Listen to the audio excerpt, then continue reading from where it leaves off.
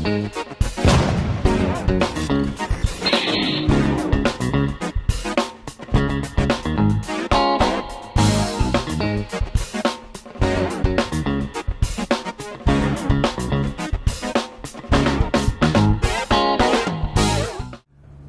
everyone, welcome back to Nat's Knackers Yard. I'll be Nat, this will be my Knackers Yard. I'll be quite a hot Nat because I'm still sweating. I'm back from holidays. Apologise for rubbing people's nose in it, but it was fucking brilliant. Crete was amazing, weather was fantastic, really relaxing week. Read a shitload of books, chilled out, kids destroyed themselves on water slides, all of that sort of stuff. It was absolutely phenomenal.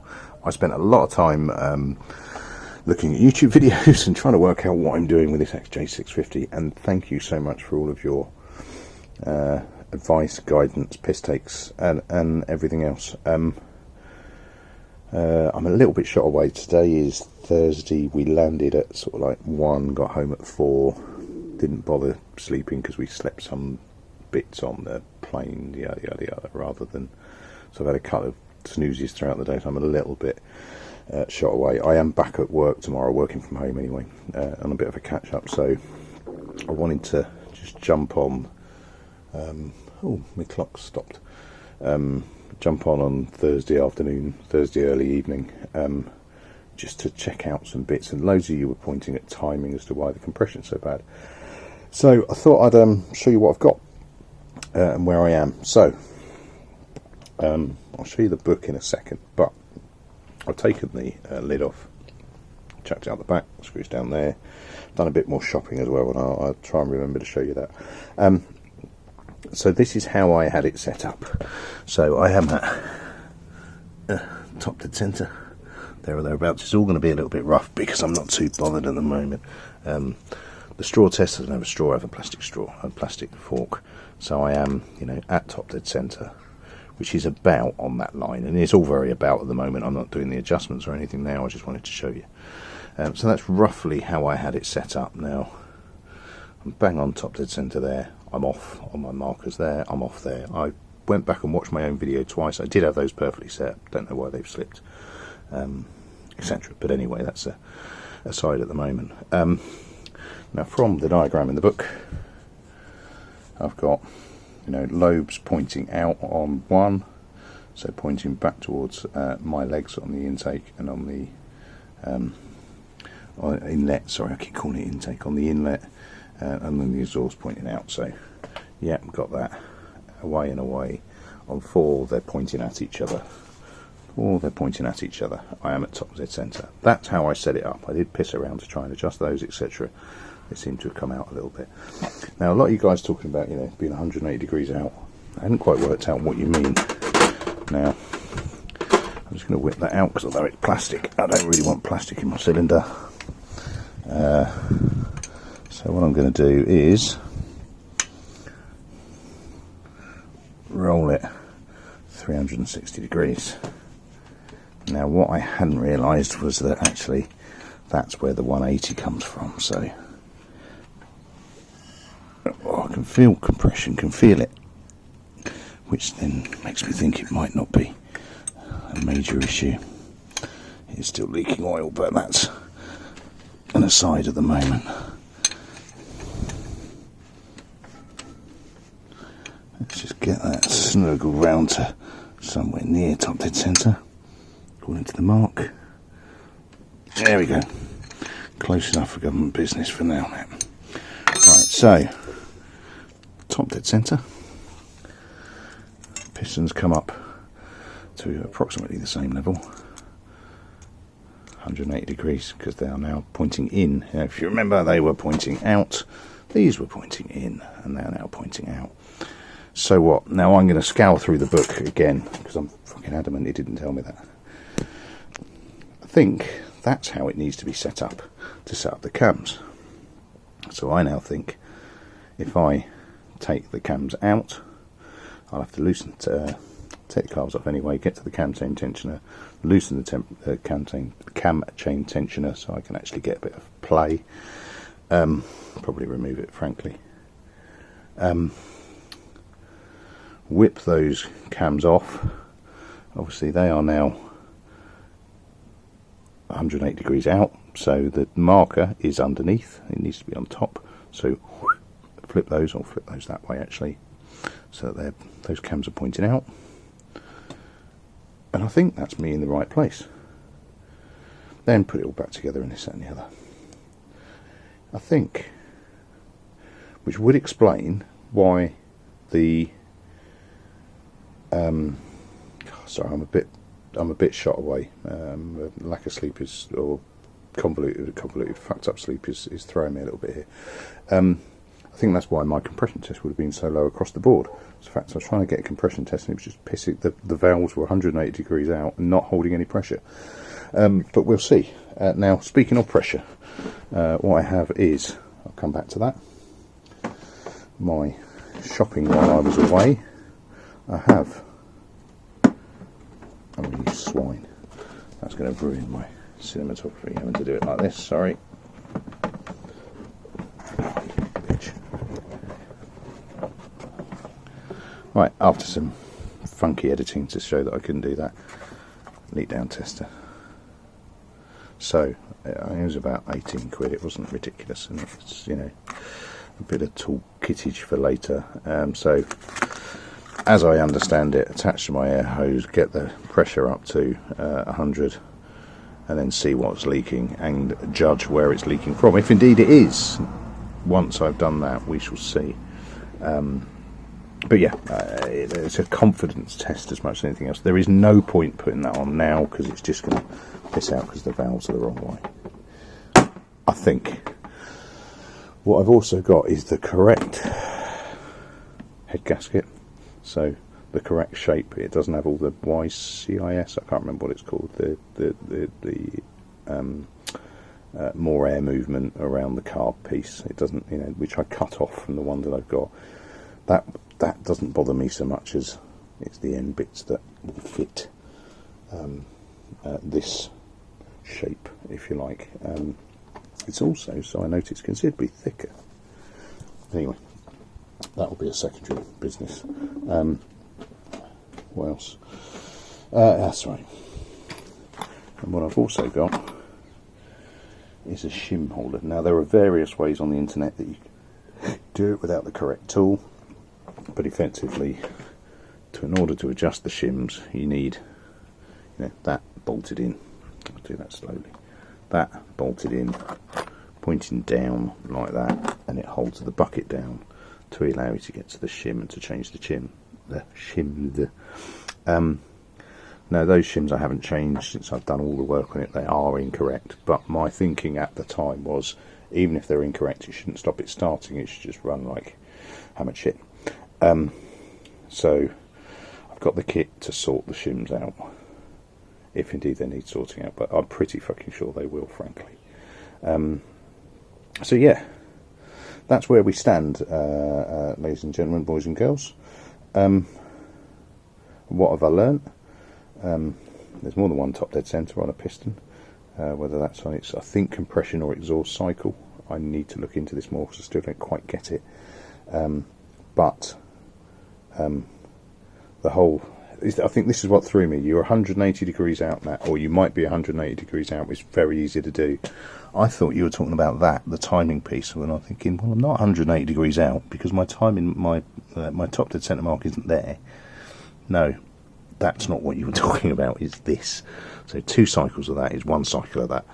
So therefore 180 out looks like 360 on that. 2-to-1 ratio of the gearing, etc, etc, etc. Now, I didn't know that, and I am a fucking amateur at all of this, particularly at this depth, and I've said it many, many times, I've not gone this depth in engines, so your advice, help and assistance is greatly appreciated. Because I know no different. I really don't.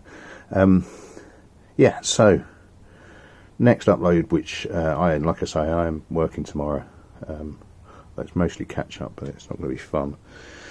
You forget the world stops spinning when you're not looking at it. I'm not going to be able to play with this tomorrow, but it will be a weekend thing. And we've got in-laws, and we've got yada yada, you know, life, blah.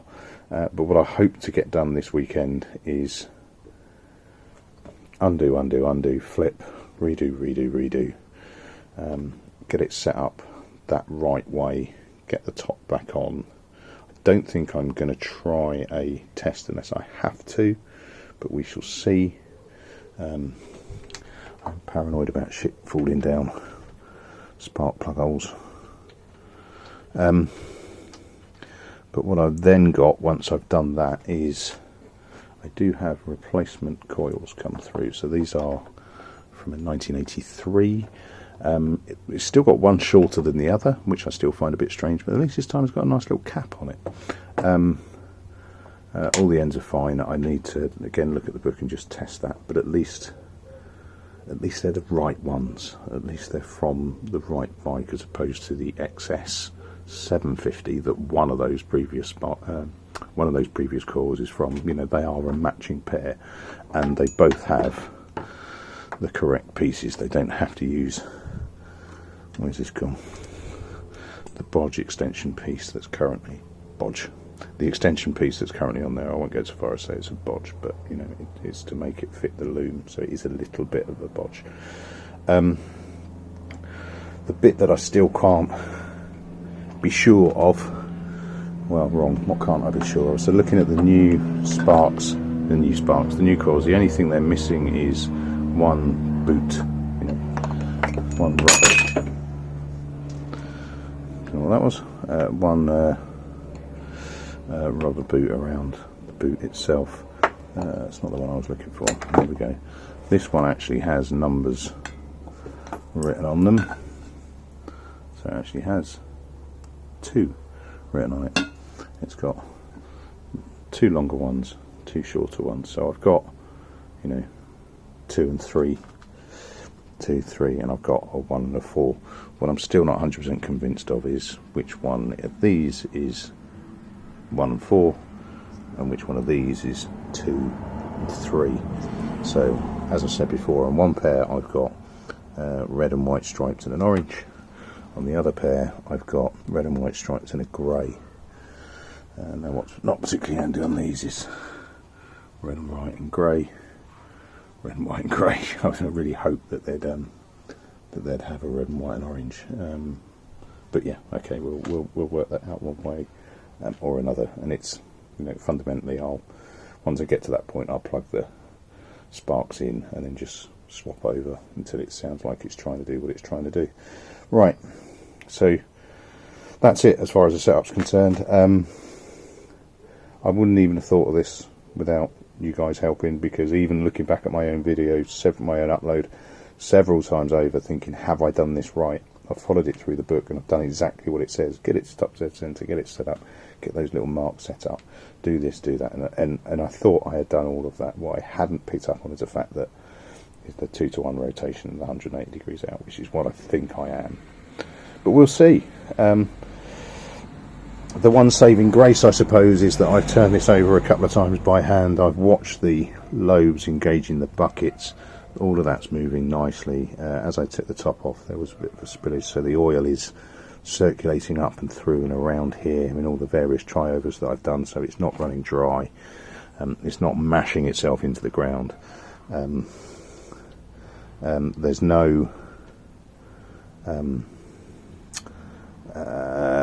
There's no indication, I'm not going to say it hasn't happened, but there's no indication that the timing's been off enough that any of the valves have been guffing the top of the pistons, although obviously without digging into more I won't know for sure. But there's no grinding, there's no clunking, there's no thumping as I'm turning it over by hand, so I don't think it is, although it's been turned over that many times. If it was striking, it's probably, you know, dug a big enough hole that it's not hitting it anymore. But that said, it's not presenting anything that sounds inherently unhealthy, he says, crossing his fingers massively. Right, I think that'll do me. I'm going to take the book and have a bit more of a read this evening. I probably won't, frankly. I'm probably going to eat my dinner tonight and then just fall asleep. But, you know, where to hell is paid with good intentions and all of that. That'll do me. So next is resetting the cam timing against that second top dead center, which I think is on the correct stroke to be able to do it. But we shall see. Hoiking those round and see if that makes an overall difference. If that all works, fantastic. I think I am still going to have to, well, if that works, fantastic. However, I am aware that I've got a gasket in it that's incorrect. I think that is why I have, you know, a, not fatal, but you know, that's why I have an oil leak. I don't want to pull this all together and have an oil leak, but put it together, see if I can get it to run. If whilst running I have an oil leak, which I'm pretty sure I will, but if whilst running I have a, you know, even a minor leak, I'll have to pull all this off.